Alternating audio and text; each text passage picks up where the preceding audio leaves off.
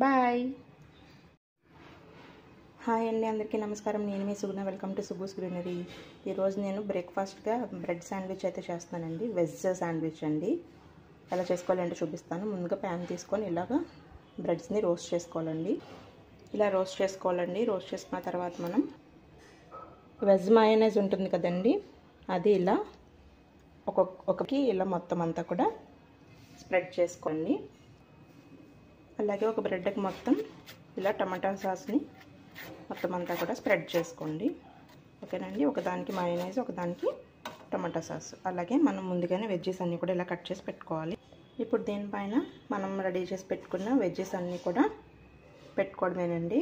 అది మీ ఇష్టం అండి. మీకు ఏం కావాలనుకుంటే అవి సెలెక్ట్ చేసి పెట్టుకోండి. నేనైతే క్యాప్సికమ్, టమాటో అలాగే కీరాని అయితే సెలెక్ట్ చేసుకున్నానండి. ఇప్పుడు దీనిపైన కొంచెం పెప్పర్ పౌడర్, అలాగే మనకి ఈ మిక్స్లో బయట దొరుకుతాయి కదండి, పిజ్జా మిక్స్, అలా ఇది కొంచెం. నెక్స్ట్ కొంచెం సాల్ట్ అండి. ఎక్కువ వద్దు, కొంచెం వేసుకుంటే సరిపోతుంది. అండి దీనిపైన మళ్ళీ ఇంకొక కొంచెం టమాటా కచప్ని అయితే వేద్దాము.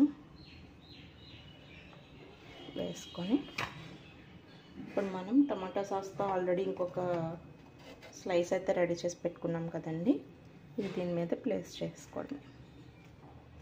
అంతేనండి, మన వెజ్ శాండ్విచ్ అయితే రెడీ అయిపోయింది. మనకు కావాలనుకుంటే వెజ్జెస్ ఇంకా ఎక్కువ యాడ్ చేసుకోవచ్చు, అది మీ ఆప్షనల్ అండి. ఓకేనండి. మీకు ఈ రెసిపీ కనుక నచ్చితే చాలా క్విక్గా చేసేసుకోవచ్చు అండి. పిల్లలకి అది కూడా పెట్టచ్చు, చాలా ఇష్టంగా తింటారు, నచ్చుతుందండి వాళ్ళకి. ఓకేనండి.